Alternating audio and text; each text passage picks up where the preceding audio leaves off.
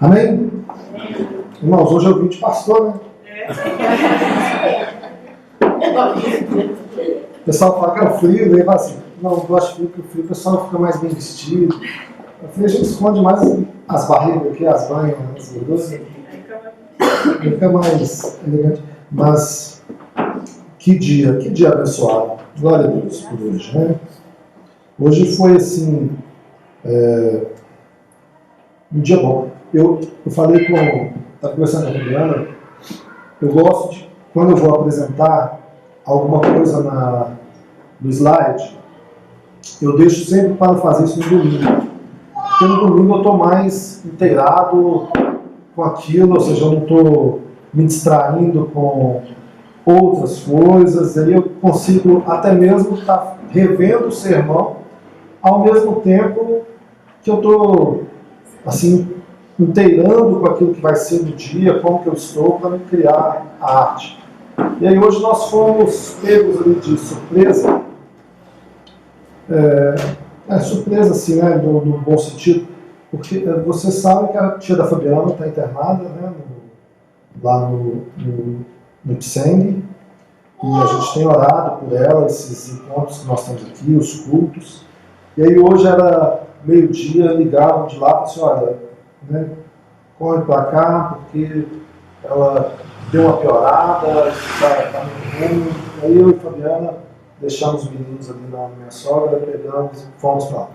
Chegamos lá numa meia, mais ou menos saímos de lá. Agora, 5h40, eu cheguei com ela, fomos almoçar, né, às 6. E isso tudo que eu estava fazendo hoje ficou em segundo plano, né? Ou seja, eu cheguei agora e coloquei alguns esboços que eu já tinha, só para eu poder, de repente, nortear aquilo que seria o assunto na apresentação. Mas assim, só para, já que eu coloquei aqui o assunto, né, ela realmente teve uma piora no quadro. Para quem não sabe, né, ou seja, ela está internada já faz 11 dias, eu estive lá sexta-feira visitando, ela estava até assim melhor, estava conversando com ela, e ela estava assim, agora eu estou um pouco mais assim, chateada, né, batida porque fica no hospital, não está aguentando comigo, né, não estava conseguindo ir ao banheiro, tomando remédio, não. E aquele ambiente de hospital, né, ela acabou que ficou bem mais baqueada. Mas aí eu fui lá para dar uma injeção, disse, não, vamos levantar a cabeça, né, e vamos encarar assim, nós temos com vida, ainda há esperança, ainda há milagre. Até quando não tem vida em Deus, nós temos milagre. Né, imagina ainda com vida. Só que aí ela teve realmente esse quadro de piora, ela foi para o CTI, então a gente saiu de lá, ela estava entrando no CTI, né, e agora vamos continuar o procedimento para ela começar o tratamento. Então, assim, nós já compartilhamos aqui, ela está com linfoma, então vai ter que passar por uma quimioterapia, né, e já com idade avançada, né, está com 77 anos, então assim, tudo é mais complicado, né? Então, por isso que a gente está pedindo para os irmãos orar, continuar abençoando a vida dela, né? Toda a família, né? Que a gente se envolve realmente com a situação. E assim, olha que coisa, né? Uma parte daquilo que eu vou falar aqui hoje, eu tive uma experiência lá, sabe? Eu espero assim, né, que seja edificante naquilo que eu vou compartilhar com os irmãos, mas só Deus para nos dar graça. Amém?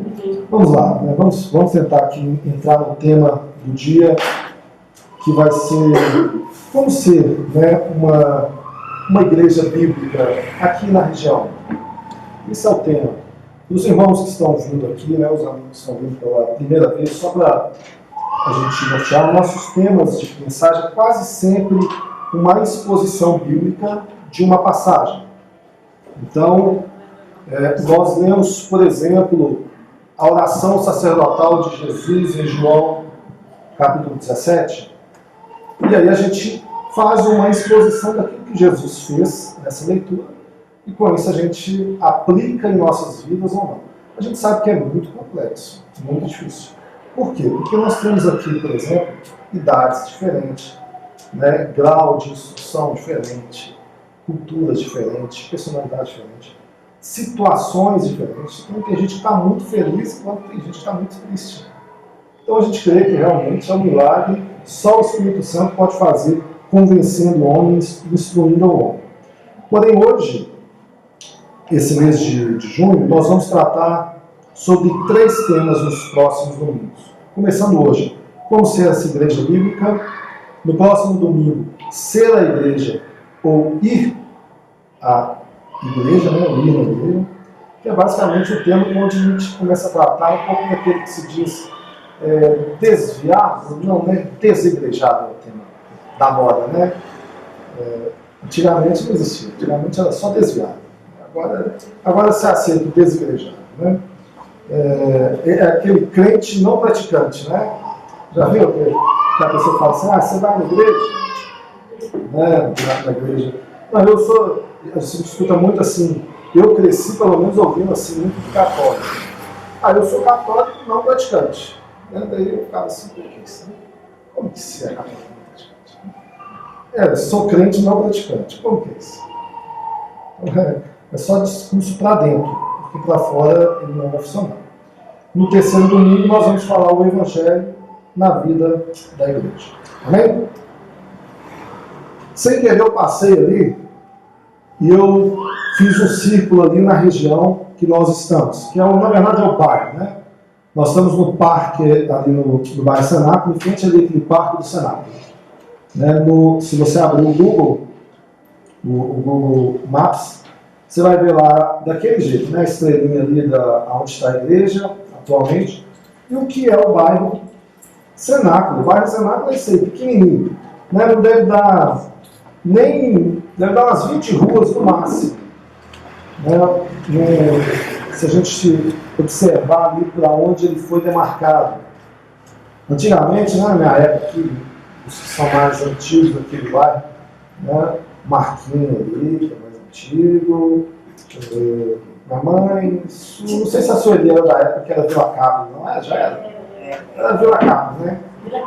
Uma vilinha, então, imagina a Vila do Chaves, que a gente via ali, só que era a Vila Cabra. E agora é o bairro Cenáculo, que é um nome bíblico, mas por causa aqui, ó, esse espaço que a gente tem aqui na frente, é do Cenáculo, né? Então ali tem as irmãs ali embaixo ali, do Cenáculo, da Igreja Católica e tal. O Cenáculo é onde estavam reunidos os discípulos quando eles estavam buscando ali o Espírito Santo em Atos, capítulo 1. Esse era o nome de onde eles estavam. Então, nós estamos nessa situação. E se a gente analisar aonde nós estamos e começar a procurar por igrejas, e eu vou considerar aqui as igrejas protestantes, né? Nós temos 2 tipos de igreja. Né? A igreja católica e aquelas que são igreja protestante. Então os católicos olham para nós assim, vocês são os que protestavam. Né? É uma forma de olhar de forma até pejorativa, mas querendo mostrar os protestantes. Então os protestantes chamados evangélicos, cristãos, eles nesse bairro que nós estamos aqui, eu por olho assim, por conhecer o bairro e olhando pelo mapa, eu consegui achar umas 10 igrejas no máximo. Então nós temos aqui na nossa região umas 10 igrejas evangélicas, só ali, tá? Dentro do bairro Cenáculo. Estou desconsiderando ali os vizinhos ali. Né? Tem a Europa, tem o Minas Caixa, Conjunto Minas Caixa, Parque São Pedro, estou falando só do nosso bairro. Então nós temos aqui umas 10 igrejas. Dentre essas 10 igrejas, nós temos igrejas de todos os tipos. Né? Então a gente tem igrejas tradicionais, igrejas mais históricas, algumas igrejas pentecostais e outras neopentecostais. Então, para alguns não há muita diferença. Né? Ou seja, as pessoas não conseguem, às vezes, discernir qual é a diferença de uma para outra. Né?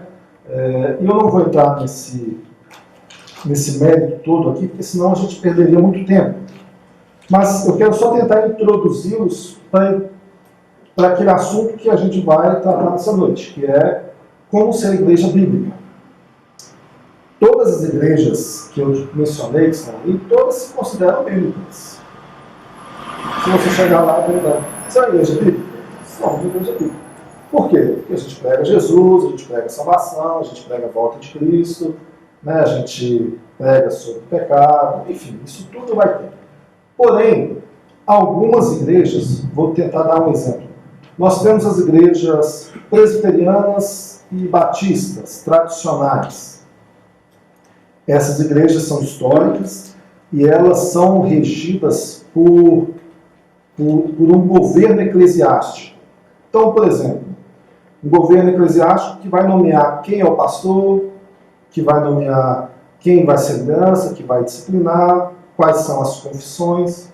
E nós temos as outras igrejas, que são as pentecostais. Vou dar um exemplo de uma muito conhecida, que é a Assembleia de Deus, que é uma igreja pentecostal. O que a igreja Assembleia pode fazer, por exemplo? Encontra no meio da membresia um irmão que se sobressai, que fala bem, que prega, né? Não precisa nem ter a formação seminária nem nada, e levanta aquela pessoa para ele ser pastor em alguma região. Então, por isso que nós temos Assembleia em praticamente todo o território nacional. Então, eles fazem, abram aqui, abram ali e tal, porque o governo é diferente. O governo, muitas vezes, está no pastor local. Entendeu? Então, assim, isso são as igrejas pentecostais. Aí a gente vai ter formas de cultos também diferentes. Né? Ou seja, algumas questões vão alterar, algumas questões vão ser incluídas. E nós vamos ter pessoas, por exemplo, em um grupo que vai crer, de repente, no assunto volta de Cristo, numa visão, vou usar um termo aqui que a galera não vai saber o que é, mas alguns vão crer que são dispensacionalistas, e aí os outros já vão ter uma visão Nossa, não vou entrar nisso, senão perdi minha noite. Mas assim, tem exemplos, aqueles ali creem que a pessoa é batizada com o Espírito quando há uma evidência dela estar falando em línguas. E o outro crê que não, que a pessoa, a partir do momento que ela foi salva, ela já recebeu esse batismo. Então, isso são grupos que a gente tem ao nosso redor. E dos pentecostais, depois nós também tivemos os neopentecostais, os novos pentecostais. O que os novos pentecostais começaram a abraçar? Algumas doutrinas que a pentecostal já abraçava, mas dando a ela ainda mais ênfase. Então, por exemplo, uma quebra de maldição, né, que é necessário, uma participação do homem no sinergismo da salvação. Começou a entrar misticismo no meio da igreja. Então a pessoa precisa de algum artefato para evidenciar sua fé, ela precisa ser ungida, né, ela precisa de ter uma pulseira. E aí começou a ter alguns outros costumes ainda piores, como você precisa levar para sua casa uma fronha para colocar no seu travesseiro, porque vai estar abençoando. Então isso já é ato do neopentecostalismo, abraçando também uma teologia nada saudável, que é a teologia da prosperidade. Amém? Amém. Com base nisso, a gente tem hoje pessoas que creem, por exemplo, nessa pregação moderna. Né? Quais são as pregações modernas de hoje? Olha, Deus vai te dar a sua vitória. Isso é maravilhoso, Jesus. Eu sei que, né, você chegar aqui, alguém falar assim, olha, Deus vai te dar a sua vitória. Isso é tudo que eu preciso, né? Eu quero essa vitória. Deus vai te exaltar. Você é exaltado. Deus recebe aí agora a sua vitória. Deus vai te restituir 10 vezes mais. Os seus sonhos vão ser realizados. Né? Deus tem coisa grande para você. O melhor de Deus ainda está por vir. A gente até canta, né? Porém, se a gente for na Bíblia, a gente vai ver pregação do tipo, olha, quem perder a sua vida vai salvar. Né? Não ajunte tesouro na terra. Traça, vem, ladrão vem, isso se corrompe. O meu reino não é deste mundo. Aquela mensagem agradável de se ouvir, toma a sua cruz e Ou seja, tomar a cruz é ir rumo ao mesmo rumo de Jesus. É morte, né? Entre pela porta estreita, ou seja, olha, o mundo vai odiar vocês, se eles me odiaram, quanto mais a vocês. No mundo vocês vão ter aflições. E tem aquela passagem famosa, né? Mas tem de bom ânimo, porque eu venci o mundo e vós também? Não está escrito isso, né? Só que a gente gosta de falar, e nós também venceremos. Não. Está falando que eu venci e acabou. Então, é essa era que nós estamos vivendo. Procurando ali no mapas da igreja da Fiel, nós estamos lá cadastrados lá, como uma igreja que confessa aquilo que o Ministério Fiel confessa, que aceita aquilo que eles estão também aceitando. É bem verdade que outras igrejas podem lá se cadastrar, porém você pode se cadastrar, você vai estar tendo que aceitar aquilo que eles concordam, aquilo que eles estão declarando. Então a declaração de fé do Ministério Fiel, nós também declaramos. E a nossa declaração, ela vai encaixar exatamente naquilo que a gente acredita.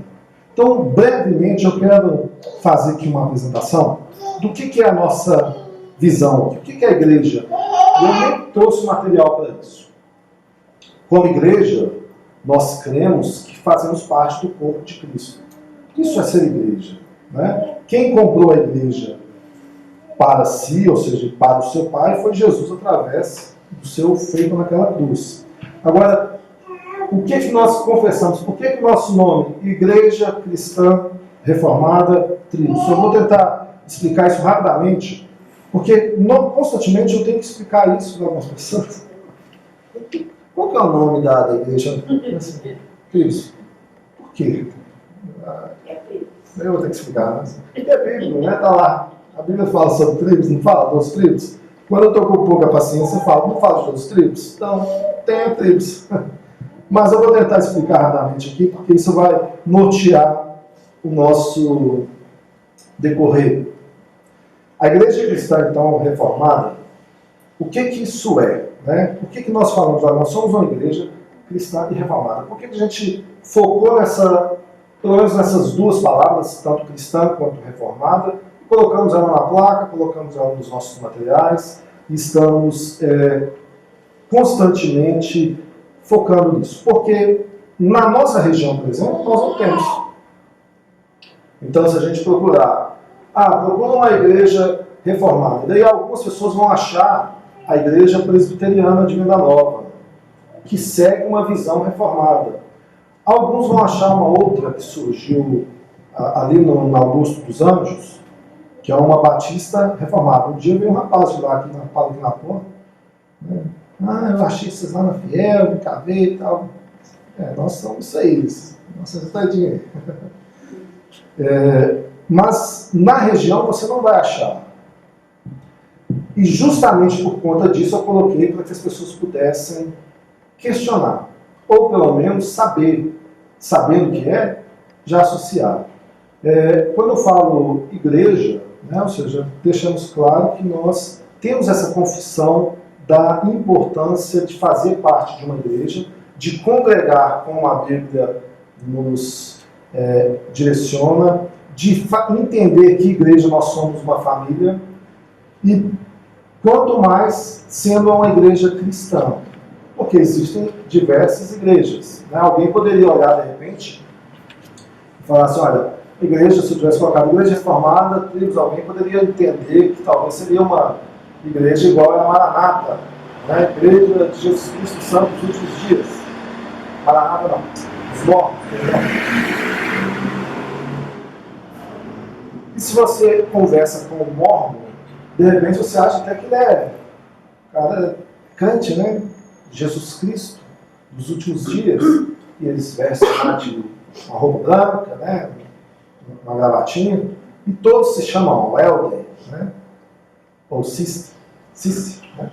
Eles mudam o nome como grupo. E a visão deles é uma visão de um anjo morônio, né? Que recebeu lá folhas de ouro e que revela algumas coisas que eles vão ter na vida futura se eles ficarem aí caminhando pelo mundo. E eles estão fazendo isso. Então, para evitar, a igreja cristã, para deixar bem claro, nós somos cristãos, nós cremos em Jesus, nós cremos na cristandade. O cristianismo, ou seja, ele é o diferencial das nossas vidas. O reformado, que é o que às vezes traz algum conflito para algumas pessoas, assim, nós somos da igreja cristã reformada, renovada? Não, reformada. O reformado é justamente para declarar para as pessoas, olha, nós temos uma confissão de fé reformada. O que é isso? Um monte de gente não faz ideia. Cristão da igreja. Um monte de gente não faz ideia. Quando a gente começa a explicar doutrinas, pontos da doutrina, das doutrinas da graça, quem trouxe essa sintetização da doutrina, sendo lá os reformadores, começando em Zwingli, passando por Lutero, Calvino, os puritanos e tantos outros, e como isso se perdeu, e por que hoje a gente volta para isso? Porque eles chegaram num tempo em que a igreja estava vivendo algo parecido com o que a gente vive hoje. Muito sincretismo, muito legalismo, muito misticismo no meio da igreja. E aí eles vieram batendo uma tecla dizendo o seguinte, olha, somente a palavra de Deus. Somente as escrituras, né? Somente a graça, somente a fé, somente Cristo. E a Deus seja toda a glória. Que são os 5 solas que a gente está sempre divulgando em nossos materiais. Então a gente tem essa mesma confissão de fé, dizendo o seguinte, olha, você não precisa do sincretismo, você não precisa do misticismo, você precisa somente de Cristo. Você precisa somente da palavra de Deus. A reforma é muito mais ampla do que apenas colocar claro uma palavra reformada. É muito mais amplo porque a gente quer abraçar também algumas confissões de fé, a gente abraça também algumas verdades bíblicas, e a gente, com isso, fica mais tranquilo quanto à nossa fé. Quando a gente está voltando para a palavra de Deus, que é a carência atual, nós acabamos sendo conhecidos ou associados a grupos que dizem, olha, vocês são uma igreja centrada bíblica. É isso que está associando. Eu no início falei, olha, as igrejas, todas vão falar que são bíblicas. Mas, se você falar o seguinte, olha, como que você defende essa prática, por exemplo, da unção de objetos, né?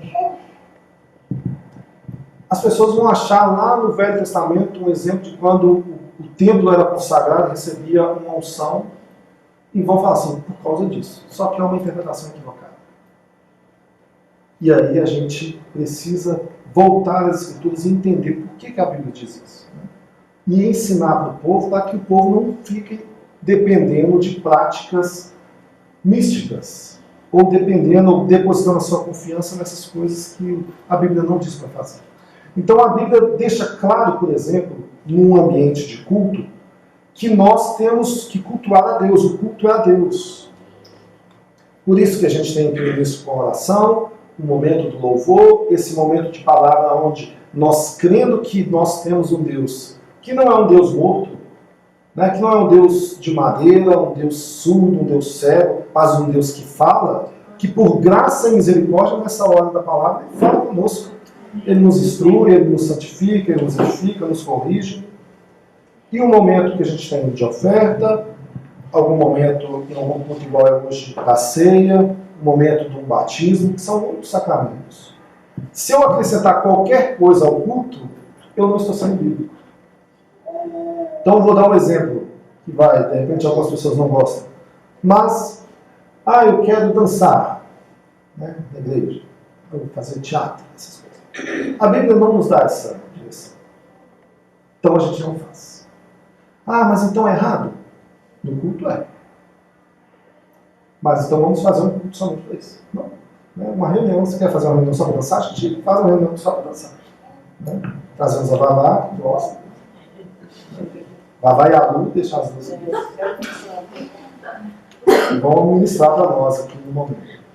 Eu quero fazer teatro. Ok, vamos ter uma noite aqui somente para o teatro. Porque a Bíblia não fala que a gente deve fazer isso no Percebe como que são pequenas coisas? Mas ou você é ou não é. Né?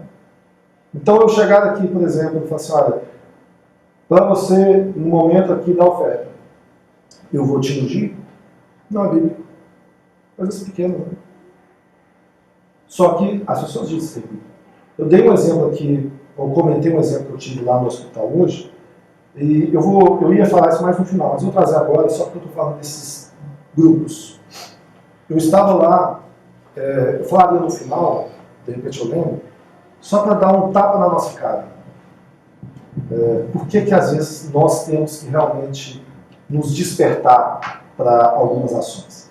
Eu estava lá para visitar, a Fabiana subiu primeiro, ficou, e aí tinha um grupo de pessoas lá orando e pegando o nome das pessoas que estavam lá embaixo para fazer visita. E se você for na porta de um hospital hoje, no domingo, a chance de você ver pessoas extremamente abaladas, sensíveis, é gigante. Gigante. Né? Tem gente lá em cima que está mal demais, tem gente que não está recebendo alta, enfim, as pessoas estão abaladas. Estando abaladas, elas estão mais sensíveis. Sensíveis a você chegar e compartilhar algo, perguntar se está tudo bem. Eu conversei com algumas pessoas assim, você vê que tinha gente que só precisava falar. Tinha uma dona lá que, por exemplo, ela estava um veneno na hora que eu cheguei perto dela assim. Eu fiquei rindo, brincando com ela, e acabou que ela soltou assim, não, minha irmã tá difícil demais, assim, minha irmã não quer saber de fazer nada, tá xingando. Aí eu brinquei com ela, contei, daí por fim ela estava, amém. Mas você vê de tudo no hospital. E aí eu vendo aquelas pessoas, chega um momento que elas vieram até mim. Né? Eu também estava aguardando. Aí eu falei assim, você está acompanhando alguém? Eu, sim. É quem? A tia? Você quer que a gente ore por ela? Eu falei, claro, pode. Então, tá bom. Ela pegou assim, qual que é o nome? Maria da Conceição. Tá. Nós vamos colocar o nome dela no altar. Eu, amém. Porém, aonde você é? Você é de Venda Nova. Lá em Venda Nova, não vou falar o nome da igreja, mas lá em Venda Nova tem uma igreja X, não tem? Tem porque todo bairro tem. Tem. Você vai lá fazer uma campanha. Porque o que ela tem? Você vai estar com câncer. Pois é terrível o câncer. Terrível. Você vai lá fazer uma campanha, porque o que essa doença faz? Isso é um mal na família. Vai numa pessoa, só que ela vai ser curada, tá? Vamos dizer, vai ser curada. Amém. Só que ela sai daquela pessoa e procura outro da família e pá! Aí eu tava assim, né, tipo, tá bom. Não quis entrar, assim, não vou entrar. O que ela plantou em mim? A teologia do medo, né? Se você não for numa campanha, isso vai começar, vai circular na sua família. Quando você não for lá e quebrar esse mal, essa maldição que está na sua casa, na sua família, vocês vão estar sofrendo com isso. Eu parei e disse, gente, olha a necessidade de você que está aqui, instalado no domingo, para não ter isso, né? Aliás, vai continuar tendo isso. Mas as pessoas precisam de você que de repente já tem uma teologia mais saudável, mais bíblica, que sabe quem é Deus, sabe o que é esse mal, sabe que essa teologia, além de não bíblica, ela é demoníaca. Tá faltando a gente ali, sabe? Isso foi um tapa também na minha cara lá, quando eu vi isso acontecer. Então nós estamos aqui nessa região, necessitando de igrejas bíblicas que proclamem a verdade, que proclamem o evangelho, que não fique proclamando venda, que não fique proclamando comércio, que não fique proclamando aqui teologias como essa do medo, mas que proclame Jesus Cristo e esse ressuscitado. É isso que a gente está precisando. E a gente, então, está num contexto onde tem todo tipo de pessoa. E aí a gente tem que parar para pensar isso para tentar trazer aqui para nós. Como que a gente está vendo as pessoas que a gente quer alcançar? Como que a gente está vendo a nossa comunidade? Como que a gente está vendo o nosso bairro? Será que a gente realmente está entendendo o peso do que é pregar o evangelho para essas pessoas? Você já parou para pensar como que as pessoas aí fora veem o Evangelho ou veem a igreja? Já questionaram? Eu trouxe um vídeo. Estende a mão aí, Armando, apaga a luz aqui. Eu trouxe um vídeo em que ele vai mostrar um pouco de uma entrevista que foi feita pelo pastor Léo, lá no Rio. E ele retrata um pouco do que realmente as pessoas estão vendo. Não escandaliza não, tá? Mas a questão é justamente essa. O que muitos estão pensando sobre a igreja? Deixa eu ver Fizeram a seguinte pergunta a 20 pessoas. O que você pensa sobre a igreja?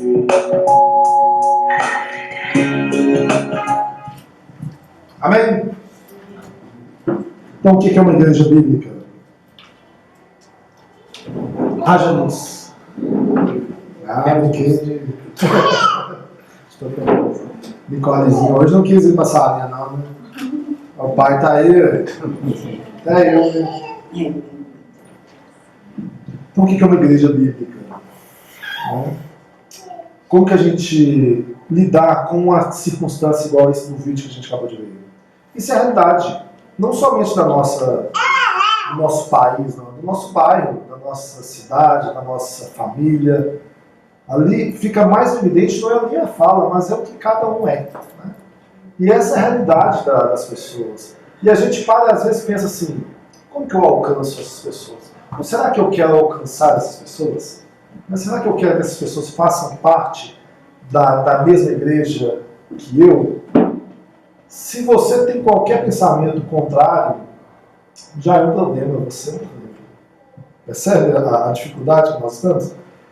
Efésios capítulo 2, versículo 18, diz assim, pode abrir e deixar aberto, tá? Pois, por meio dele, tanto nós como vós temos pleno acesso ao Pai em um só Espírito. Portanto, não sois mais estrangeiros nem imigrantes. Pelo contrário, sois concidadãos dos santos e membros da família de Deus. Amém? Essa passagem, ela tem assim algo a nos ensinar aqui hoje, sabe? Eu vou tentar, com esses próximos 15 minutos ali, terminar que eu propus fazer aqui hoje. Lá foi só a introdução no início. Agora que eu vou tentar aqui entrar na palavra propriamente dita. Então, o que é uma igreja bíblica? Né? Se a gente for analisar nesse contexto, né? Uma igreja que eleva a Bíblia, uma igreja que eleva Cristo, uma igreja que eleva a oração, que eleva o evangelismo, que eleva a missão. Isso é você servir, você elevar a palavra de Deus, mais do que somente a sua religiosidade. Né? Uma coisa que a gente entende quando uma igreja nós trouxemos aqui uma série de centralidade do Evangelho, do qual nós também falamos sobre ser uma igreja centrada no Evangelho, que é basicamente essa conotação da gente andar segundo a palavra de Deus, a gente andar na fé segundo o Evangelho. Olhando para a nossa região, por exemplo, quando a gente vê pessoas aí fora, e de repente a gente nem os conhece, mas nós já julgamos ou pré-julgamos como pessoas que de repente nunca estarão na fé. É você de repente duvidar do poder de Deus. A palavra de Deus diz, Romanos 1,16, o apóstolo Paulo escrevendo aos Romanos, ele olha, eu não me envergonho do Evangelho, porque ele é o poder de Deus. Ele é o poder de Deus para a salvação de todo aquele que crê. Tanto do grego, judeu. Então, para ele não há distinção. O Evangelho é que salva todos os povos. Quando você lê Efésios 2, capítulo 2, versículos 8, igual nós lemos aqui, a gente vê que uma obra sobrenatural de Deus é realizada. Deus faz algo que torna visível a glória de um Deus invisível. Ele tornou estrangeiros, imigrantes, pessoas que não eram como da família de Deus. Pessoas que agora são concidadãs, ou seja, gozam da mesma cidadania do povo de Deus. Vamos tentar lembrar rapidamente aqui para quem Paulo está escrevendo. Ele está escrevendo para uma igreja fora dos círculos de Israel, lá para os Efésios, e ele está dizendo para aqueles Efésios, olha, vocês outrora, vocês eram totalmente ignorados. Vocês eram considerados como uma oliveira brava, né? Ruim. O judeu olhava para os outros povos e tratava, olha, esses são pagãos, são gentios, são pessoas que a gente quer distância, eles adoram deuses falsos. Nós não, nós somos um povo da linhagem, né? Nós somos o povo da raiz. Né? Nós começamos lá em Abraão, Isaac, Jacó, a aliança foi feita conosco e Deus prometeu que nós seríamos o seu povo. Então, eles se achavam. E Deus agora está falando através de Paulo para eles, assim, olha, vocês todos também se tornaram uma só família. Isso para o judeu era um escândalo, um absurdo. Isso para o gentio, para aquela igreja de Éfeso, era maravilhoso. Isso da mesma forma para nós tem que ser maravilhoso. Porque nós também somos aqueles gentios. Nós também somos aqueles que eram, vamos dizer assim, os de fora, né? Os pagãos, os idólatras. Mas Deus olhou para cada um de nós, em Cristo Jesus, Ele nos associa tudo na mesma família e nos coloca como família de Deus. Uma coisa que Jesus fez, e esse copo ali é só para sintetizar algo que nós vamos também daqui a pouco tomar, ou seja, em Cristo, Jesus ele nos fez tomar pelo copo de sangue, ele nos fez família de Deus. Sabe se quando ele fala, olha, a nova aliança do meu sangue, é o que eu estou fazendo com vocês, quando a gente toma aqui a Santa Ceia, tem dois elementos. Um vai ser o pão, que vai simbolizar a morte de Cristo na cruz, pelos nossos pecados. Isso representa a sua morte. E depois nós temos a ceia do sangue, ou seja, a uva, né? O vinho. É suco. Tá? Vocês não vão se escandalizar. Tem gente que finaliza aí quando eu falo que eu vou colocar vinho, mas é suco ainda. O suco, ele representa o sangue de Cristo. E Jesus falou, olha, esse sangue é a nova aliança. A velha aliança era qual? Aquela que era feita lá com a circuncisão, com os filhos de Abraão, Isaac e Jacó, para todo o povo judeu. E agora, assim, não, agora a nova aliança do meu sangue, que vai ser derramado naquela cruz, é que vai nos linkar, vai nos ligar, vai fazer com que vocês se tornem um comigo. Então a gente toma esse elemento, lembrando deste privilégio. Nós agora participamos da família de Deus. Então o que Jesus fez? Quando Ele derrama o seu sangue? Ele nos torna família. Mas não só a família de Deus, Ele nos torna aqui, por exemplo, irmãos uns dos outros. O que a gente tem dificuldade, por exemplo, em entender? Qual que é o propósito de Deus para a comunidade? Ou seja, para a igreja, igual nós estamos aqui. Proteger o Evangelho.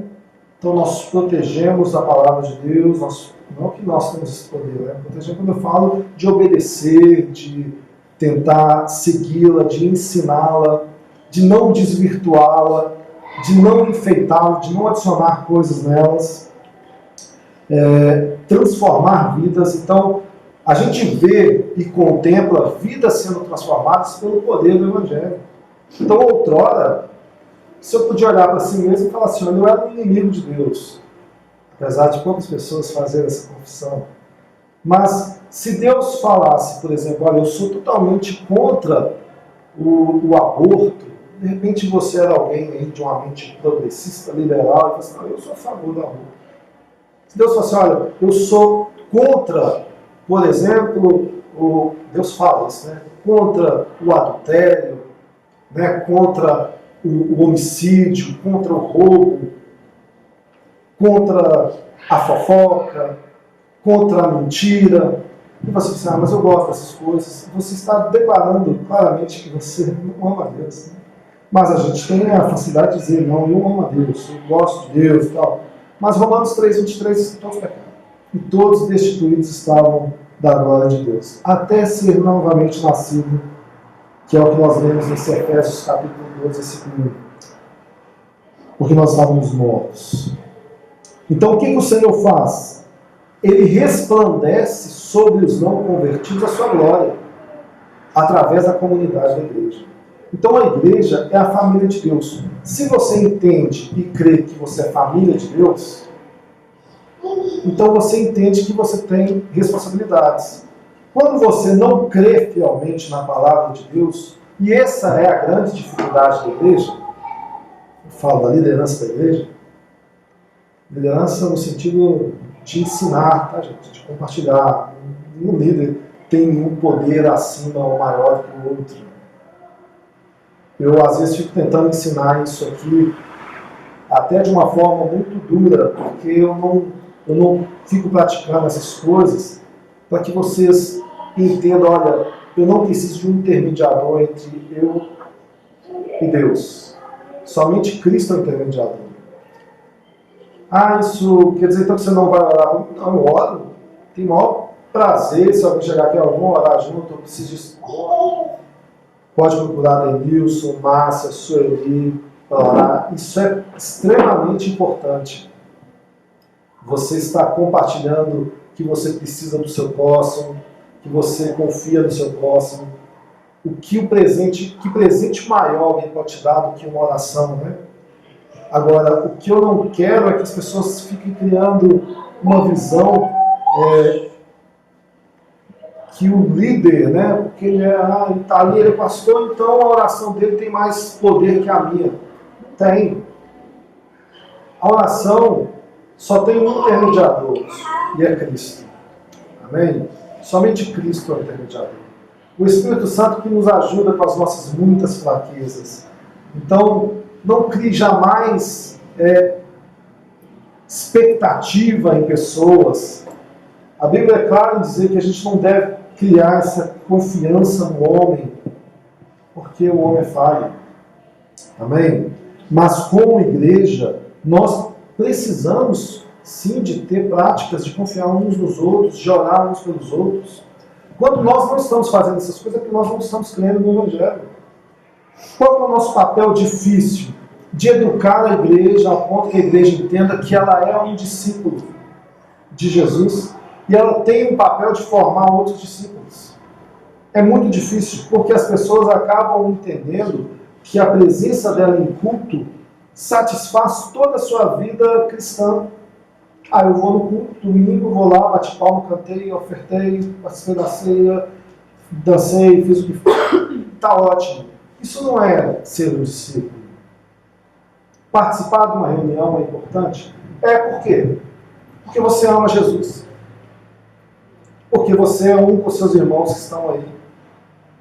Então é importante sim você estar junto, até mesmo para que você olhar, poxa, eu estava meio desanimando e fulano que estava lá do meu lado, que de repente estava pior do que eu, me abençoou com uma palavra, ou com um abraço, ou com a presença da vida dela. E de repente essa pessoa vai chegar para você e pedir uma oração. Você só vai saber que fulano precisa de oração se você tiver contato com ele, tiver amizade com ele. Isso está cada vez mais distante, mais difícil, porque as pessoas estão cada vez mais afastadas. Então o que nós somos? Nós somos aí esse enxerto na oliveira verdadeira. Ou seja, nós fomos chamados para participar da comunidade e estar unida com ela. Em 1 Timóteo, capítulo 6, deixa eu ler rapidamente. Aliás, alguém lê para mim aí, em voz alta.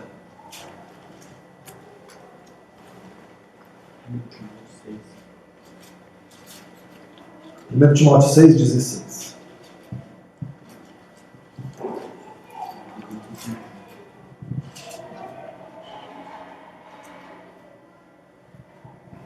o único que possui imortalidade, que habita em luz inacessível, a quem homem algum jamais viu, nem é capaz de ver. A ele honra e poder eterno. Amém. Está falando sobre quem? Jesus, né? Então o que é a igreja, irmãos? A igreja é somente uma sombra dessa substância perfeita que é Cristo. A igreja somente representa, reflete isso que Cristo é. Ou seja, nós não podemos esquecer jamais. A igreja é importante, ter a unidade é importante, conhecer uns aos outros é importante, mas isso é tudo uma sombra. Sombra de quem? De Cristo. Porque nós aprendemos aqui, por exemplo, mais sobre Deus por meio do que? Da palavra de Deus. Olha o que está escrito em Efésios 1,13. Nele, igualmente, vós tendo ouvido a palavra da verdade, o evangelho da vossa salvação, e nele também, crido, fostes selados com o Espírito Santo da promessa. Então é no Senhor que nós temos todas essas coisas. É no Senhor que nós somos igreja. É no Senhor que nós somos família uns dos outros. É no Senhor que nós somos chamados para sermos discípulos. Efésios 3, capítulo 10, 3, versículo 10. A intenção dessa graça era que agora, mediante a igreja, a multiforme sabedoria de Deus se tornasse conhecida dos principados e autoridades nas regiões celestiais. Então, qual que é o papel da igreja? É o vislumbre dessa glória de Deus. Você tem esse papel, você tem essa responsabilidade como igreja. Você não pode simplesmente ignorá-la, não pode simplesmente fugir dela, não pode simplesmente achar que isso é responsabilidade do pastor, do fulano. Não, essa é uma responsabilidade sua a partir do momento que você foi chamado por Jesus. Você tem uma responsabilidade de exaltar o nome de Cristo, de mostrar que Cristo é a sua verdadeira vida. Quando a gente está aqui adorando a Deus, isso é resultado de quê? É resultado que esse mesmo Deus que nós estamos falando desde o início, Ele salvou muitas tribos, Ele salvou muitos povos diferentes, costumes diferentes. Por exemplo, nós estamos aqui, praticamente todos são diferentes. É por isso que nós agora, como uma única família, estando no Senhor, nós somos uma tribo de várias tribos. Por que a gente colocou o nome aqui então de tribos? Porque justamente a ideia, no início, e continua sendo ela, é que a gente possa alcançar todas as tribos. Sabe a tribo dos skatistas? Tem a tribo dos designers, dos projetistas, né, dos futeboleiros, dos cantores. Sempre existe uma tribo, umas pessoas que gostam de se encaixar, que gostam de se unir, elas fazem parte desse grupo. O que a gente queria no início? Poder chegar e pregar o Evangelho para uma pessoa de 95 anos, conservadora, que não gostava muito de sair, que gosta de café, junto com uma adolescente de 10, que gosta de sair demais, que gosta de shopping, celular e gosta de chá. Ou seja, dois grupos totalmente diferentes. Mas nós queríamos e queremos que esses dois grupos sentassem no mesmo lugar e ambos ouvissem o mesmo Evangelho e que Deus pudesse ser glorificado na vida desses dois grupos. Então, quando a gente fala tribos, é nesse sentido. Todas as tribos são bem-vindas para ouvir o Evangelho. Porque nós não queremos falar apenas para um nicho, apenas para um grupo. Nós queremos que todos os grupos, igual é do vídeo que a gente mostrou ali, possam ouvir o Evangelho e tirar essa compreensão que o mundo ensinou sobre o que é ser igreja. Então, as pessoas olham de uma forma pejorativa, negativa, muito por causa do infeliz, né, escândalo que a gente tem aí, os maus testemunhos, pessoas que são avarentas, pessoas que são mentirosas, falsos profetas verdadeiramente que estão ali anunciando um falso Cristo, uma falsa salvação, e muito em troca, às vezes, de dinheiro, de recursos, de poder, de honra. Isso fez com que muitas pessoas olhassem hoje para a igreja e falassem: olha, eu quero distância desse grupo. E muitas pessoas vieram por objetivos contrários, Muitos vieram para a igreja por causa de riqueza, porque querem um casamento, porque querem obter alguma coisa, porque sonham com alguma vitória. E aí a gente chega e fala assim, não, nós queremos falar para vocês do maior bem que vocês podem ter, é Cristo. Nós queremos falar da glória de Cristo na sua vida. Cristo é quem salva. Você de repente entrou aqui procurando como obter sucesso na sua vida profissional, achando que uma oração, achando que uma imposição de mão, ou qualquer coisa, fosse obter como um passe de mágica isso na sua vida. Só que nós viemos e chegamos e falamos o seguinte, não, o Evangelho vai mostrar que você era perdido. O Evangelho vai mostrar que se Jesus voltar, seja pela sua glória, quando me socorrer, e pode ser a qualquer momento, ou você partindo, você vai ter um encontro com o Salvador. Você vai ter um encontro com aquele que te criou. E a gente tem que ter consciência quanto a isso. Quem criou o mundo e tudo que nele há é santo. Quem criou o mundo, todas as coisas, todas a glória, é um Deus santo, justo e fiel. Nós vamos estar diante desse Deus santo, justo e fiel.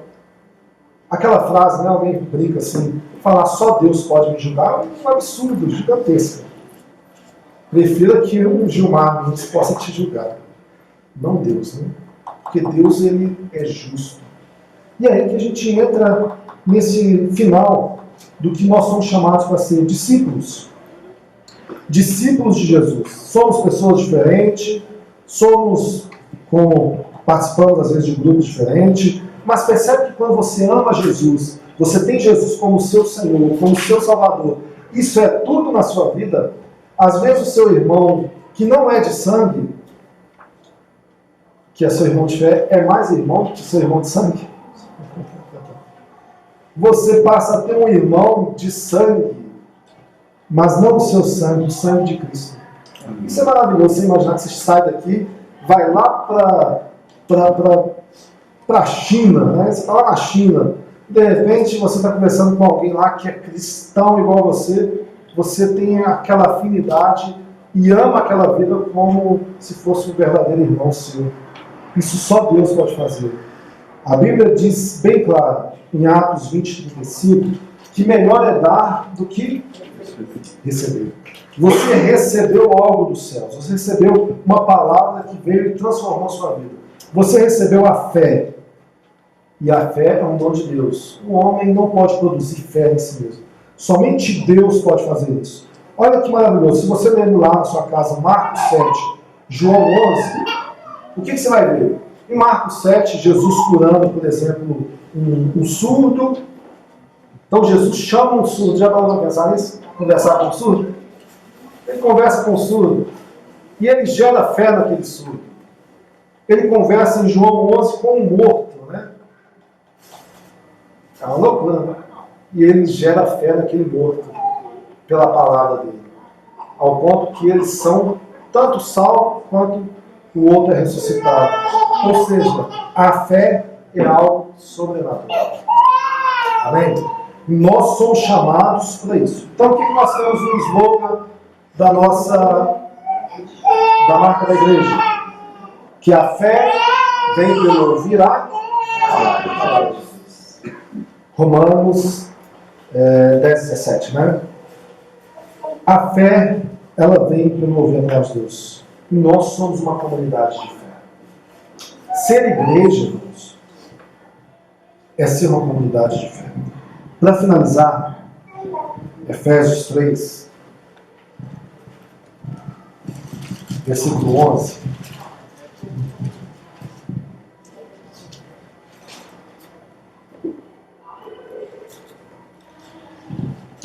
Efésios 2, versículo 11.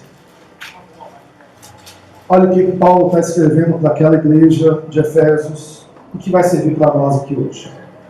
Portanto, lembrai-vos de que anteriormente eram gentios por natureza, chamados incircuncisão pelos que se chamam circuncisão, feita no corpo por mãos humanas. Estavais naquela época sem Cristo, separados da comunidade de Israel, estranhos à aliança da promessa, sem esperança e sem Deus do mundo. Todavia, agora em Cristo Jesus, vós que antes estáveis distantes, fostes aproximados mediante o sangue de Cristo. Porquanto Ele é a nossa paz, de ambos os povos fez um só, e derrubando o muro de separação em seu próprio corpo, desfez toda a inimizade, ou seja, anulou a lei dos mandamentos expressos em ordenanças para si mesmo, criar dos dois um novo ser humano, realizando assim a paz, e reconciliar com Deus os dois em um só corpo, pelo ato na cruz, por intermédio do qual ele destruiu toda a irreconciliabilidade.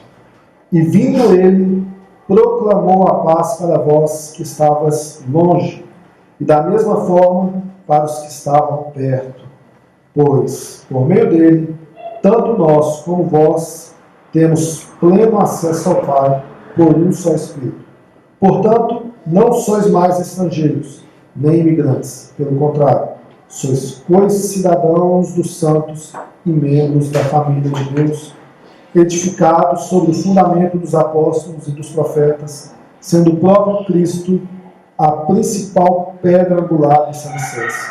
Nele o edifício inteiro, bem ajustado, cresce para ser um templo santo do Senhor, no qual também vós juntos sois edificados para a morada de Deus no Espírito. Amém. Amém? O que Paulo está mostrando para nós? O que ele está mostrando para aquela igreja? Que a partir de agora, em Cristo Jesus, nós somos um único povo. Qual que é a nossa responsabilidade, irmãos? Com a grande comissão? Fazer discípulo. O que as pessoas precisam acreditar? Na palavra de Deus. Elas precisam olhar para a palavra de Deus e entender que elas realmente foram chamadas para fazer discípulos de todas as nações. E às vezes isso é o que está faltando. Sabe, a gente sair do nosso comodismo, de achar que culto, somente culto é a vida com Deus, e não é. Sabe, tem o seu dia a dia, tem a semana. Eu sei que nós temos a nossa parcela gigante de responsabilidade de ficar ali formando em vocês também esse discipulado durante o dia a dia da semana, questionando. E é o que nós vamos começar a fazer de uma forma mais intensa também. Então, o que a gente pode aplicar hoje? O que você pode fazer para mudar isso? Separar e pensar assim, como que eu posso alcançar as pessoas? Como que eu posso ensinar as pessoas sobre a Bíblia? Porque o nosso papel é esse. Nós ensinamos aqui para que vocês também ensinem outros. A gente sabe que de repente você sai daqui e pensa, não, eu não tenho a mesma capacidade de falar com outras pessoas essas coisas, porque eu não estudei isso aí, não vou saber. Se esse for o problema, nós estamos disponíveis para ajudar também. Olha, vamos começar assim, assim, assado. O papel de cada um de nós é formar discípulos, é alcançar as pessoas. As pessoas estão ali fora fazendo julgamentos e pré-julgamentos por causa daquelas igrejas que eu citei no início, que estão ensinando o que não é a palavra de Deus. Porém, você conhece a palavra de Deus, você tem esse papel de fazer diferença. Então, nós vamos tentar, no decorrer das próximas semanas, complementar um assunto sobre o outro. Hoje foi mais complexo por causa do incidente que nós tivemos, mas eu espero que, de alguma forma, você tenha entendido um pouco aquilo que eu quis, pelo menos, introduzir aqui hoje. Amém? Feche os olhos. Pai, que o Senhor possa nos ajudar a sermos cada vez mais parecidos contigo, glorificando o teu nome, glorificando o teu Filho, exaltando a Cristo, protegendo a Deus os nossos irmãos, uns aos outros, edificando uns aos outros na palavra do Senhor, que nós possamos amá-lo, a Deus, respeitá-lo, honrá-lo, ter fé, não a fé, Deus. Acredita que o time vai ganhar, nós vamos conseguir alguma coisa, nós como uma fé sobrenatural, como essa que o Senhor falou aos filhos, outros se tornam mortos, porque assim está, ó Deus, este mundo, mortos em seus próprios pecados e delitos, E só o Senhor pode Tu és Deus trabalhar. sobre